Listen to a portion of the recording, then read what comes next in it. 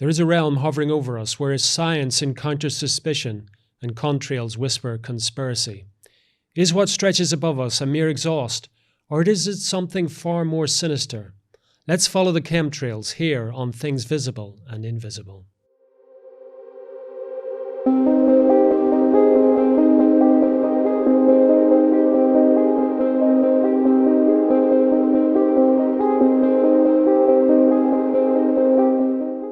Elena Freeland is a writer, educator who researches and writes on deep state issues like geoengineering, MKUltra, ritual abuse, targeting and invasive electromagnetic weapons. She's written a number of books, including Under an Ionized Sky and Geoengineered Transhumanism, and she joins me down the line from her home in Washington State. Elena, welcome to Things Visible and Invisible. Thank you for having me. On this segment, Elena, I'd like to speak to you about chemtrails. Okay. Now, there's a lot of people who, and we've had some of them on the show, who say that this is a complete fabrication. Chemtrails are natural phenomena. They're to do with clouds. You take a very different view. Why is that? Well, this is 25 years of my life. If you had asked me that 25 years ago, I wouldn't have known really what to say. But now I know quite a bit because I've written 4 books on the problem of geoengineering and what it really is. And remember, you're talking to an American who is under the duress of an act that was passed in 1947, actually the year I was born, and that was the National Security Act, the same year that they founded the CIA. So given that background, what we have is a geoengineering program that uses chemtrails supposedly for climate change, supposedly for global warming. But really, when you start digging into the various papers, patents, military history, you realize that this is a lie, basically, when we nicely call it a cover story. So it's really a weapon system the geoengineering serves, and it has to do with, and I have to tie it to another really big thing that I'm not going to go into tonight, is it has to do with the secret space program that investment analyst Catherine Austin Fitts talks about. And that secret space program has been going on at least since we brought Werner von Braun, a card-carrying Nazi, over here in 1937 about. So this goes back a long way. And what the geoengineering does is it kind of preps the atmosphere, first of all, for wirelessness, which is very important. And the prepping of the atmosphere has to do with the chemtrails, almost entirely, because you cannot transmit and transceive all the wireless operations in a vacuum. You have to have a great deal of tiny material by which to transmit. So that's kind of in a sense the main job, at least I thought this, of the chemtrails. Chemtrails are not contrails. Contrails are water vapor, ice crystals, and some nanoparticulate matter. And I use the prefix nano because we're dealing with very tiny matter. And a nano is 1/1000th of a meter, just to give you an idea. And we have actually invented, we the human species, somebody in the human species, has invented a lot of devices that have to do with nano-sized materials. And that's, now I look at the chemtrails as not just prepping the atmosphere for all the wireless activity that is going on. And we are, as you know, the United States, people should know anyway, is a highly militarized state. and it is wealthy and has many wealthy benefactors, among them private class, and the military is, well, that's a big subject, and I'm not going to go into that, but it is definitely behind the geoengineering.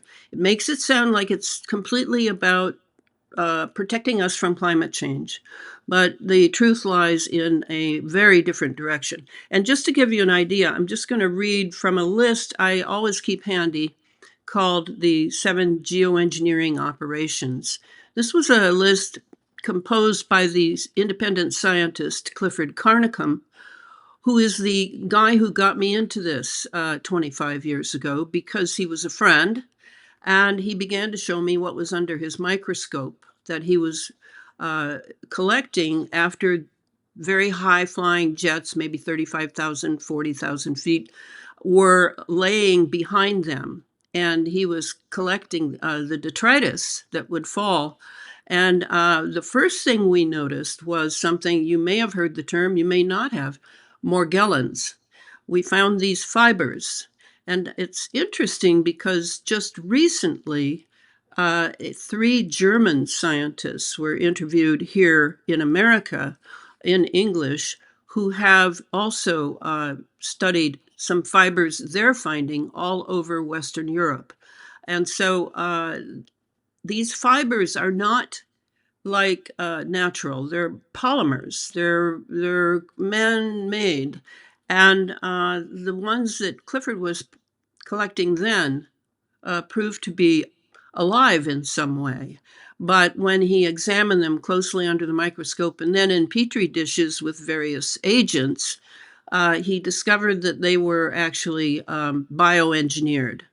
And a lot of people suffered from that particular problem. And that's kind of how I got involved, because I found those fibers in what he called the red wine test, where you you clean your mouth and then you slosh red wine or grape juice, and then you spit into a clean jar and you wait until it dissipates, and then you find these fibers that actually move in their own motility. So that's when I got really concerned, was that it seemed that these fibers were being dropped, that there was a relationship between what was coming out the jets and these fibers. And that's when I began to research. Now, Elena, you've said an awful lot there, and I want to unpack some of that.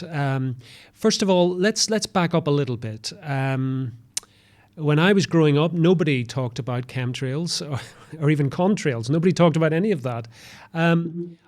Is this a recent phenomena? Where have you sort of placed that historically, that this phenomena, as you suggest, started? Well, you have to look at the military because these large operations that take, now billions of dollars to maintain, just to maintain them, are generally always military or intelligence. And I don't see a whole lot of difference between the military and intelligence in the decision-making process of what citizens are going to be used for. And that may be something that most people don't believe, that your own government would actually do things to you. But I think you live in the UK, so I'm imagining that you can definitely imagine that, because we in the West are often used for as guinea pigs for many of these operations that are as large as they are. And think about it, geoengineering. How are you going to just study geoengineering in a lab? It's not going to happen. It's going to happen in the open air. And then you're going to need a lot of cover stories for it. So this goes all the way back to World War I remember when my first publisher at Farrell House sent me a book and said, take a look at this. And it was nothing but cloud studies from World War I, published in 1914. And there they were. They were studying how to control the weather. It probably goes back to the Romans, because the weather is something that a military man has to be careful of. And the idea of controlling the weather is has been a dream for a long time for military men. And now our weather is absolutely controlled. When I say our, I mean in the entire planet Earth. It is absolutely controlled. And how is that done? Well, it's not done just with machines. It's also done because I have proof, and it's easy to find on the internet if you know where to look. I have proof that we control the ionosphere, and the ionosphere is around us, maybe 50 miles to 200 miles above us, and like a big bubble, protecting us from solar flares, CMEs, and things that are coming from space. But that ionosphere now is absolutely controlled, and that becomes a Tesla weapon system. Okay. And now we're with Nikolai Tesla. Okay. Before we go down that rabbit hole, I mean, again, you've given me an awful lot to think about. I'm going to back up a little bit more because I'm understanding what you're saying and the kind of the logic of what you're saying.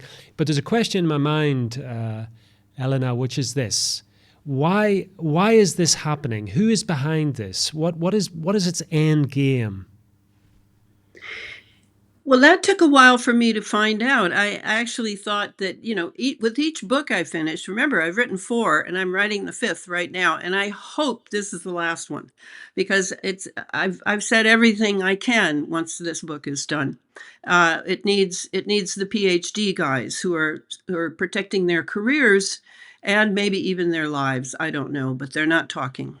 So the end that I have come to through writing these books and having discovery process the whole time, another level, another level, another level, is that transhumanism is the real end of the game, in that they are trying to change the human species. But to do that, they're also changing the nature of the Earth itself, so of our dear planet Earth.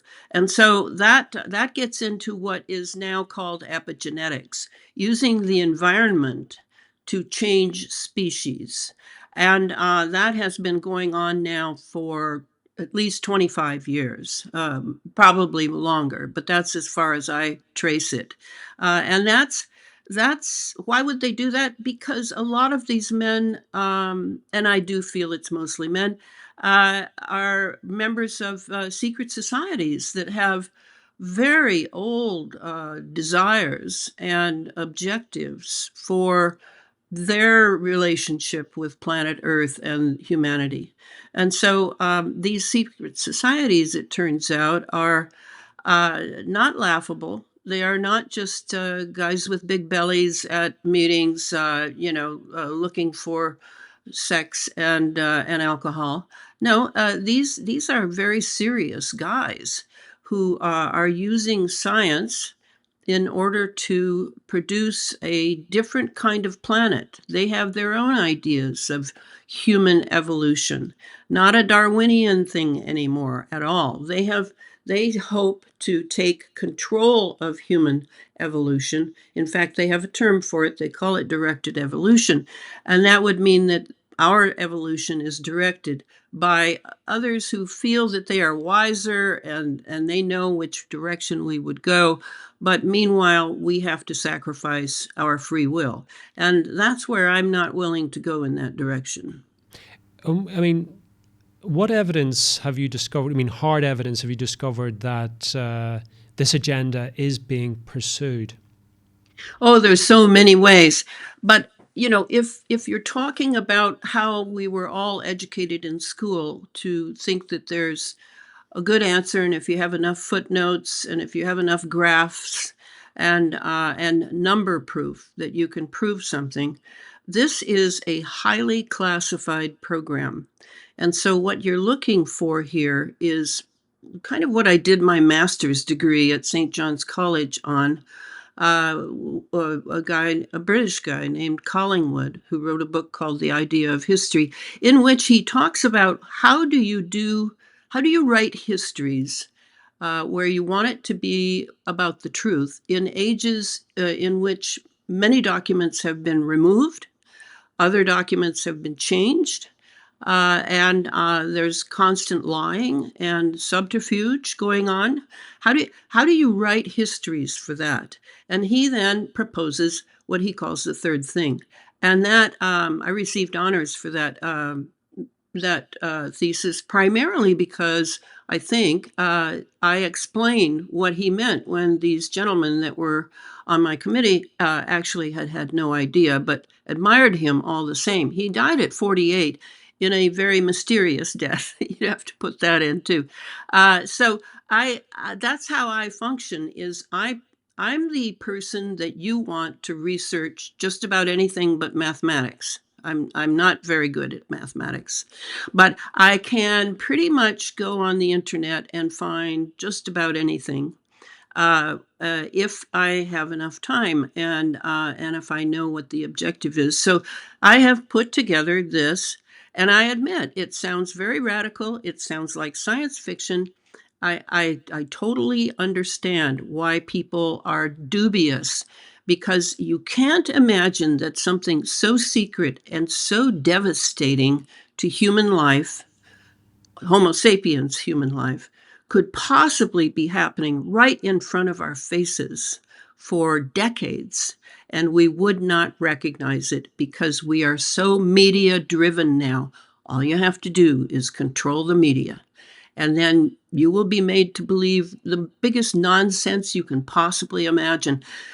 I'm a researcher. I know how to research, and that's what I try to do, is present how I see it. And the bringing in of the secret societies makes me, a tinfoil hat conspiracy theorist, blah, blah, blah. But I know what I'm doing. And the secret societies are extraordinarily important when you're looking at anything from Western civilization. Well, we started with chemtrails, but this is not really about chemtrails anymore. This is about something much wider, much deeper, and perhaps more sinister as well. Unfortunately, however, though the clock has beaten us already on this one, tell people where they can find out more about you, your research, your work, and also pick up a copy of one of your books. Well, the books in UK are at Watkins Bookstore. That I know, because they recently wrote a very nice article about my most recent book, Geoengineered Transhuman, put out by Inner Traditions. And I would recommend that in the UK. In the United States, you can always get them at Evil Amazon, but you can also get them at a very tiny bookstore called the Rudolf Steiner Bookstore in Seattle, Washington. It's in someone's backyard, very small, a little bit of profit here and there for him. But I would recommend that. He handles everything I write. Elena, thank you so much for coming on Things Visible and Invisible. Thank you for joining us on another episode of Things Visible and Invisible. We're dedicated to uncovering phenomena that challenge our understanding of reality. From ancient enigmas and paranormal encounters to scientific anomalies and forgotten histories. If you enjoyed this journey into the mysterious and unexplained, please consider subscribing to our channel and hitting the notification bell to stay updated on future explorations. Have a personal experience or story that aligns with our investigations? We'd love to hear from you. Visit our website at tvi.show and reach out through our contact form. While we can't feature every submission, we review them all, and your story might be featured in an upcoming episode. To support our continued investigations, please consider becoming a Patreon supporter or channel member. Your contributions make these explorations possible and give you access to exclusive content, early releases, and monthly behind-the-scenes discussions with our team. Don't forget to check out our merch store. We've got everything from TVI branded t-shirts and hoodies to stickers and coffee mugs, perfect for showing your support while keeping the mysteries close. Thank you for watching, and we'll see you next time as we continue to explore the things visible and invisible.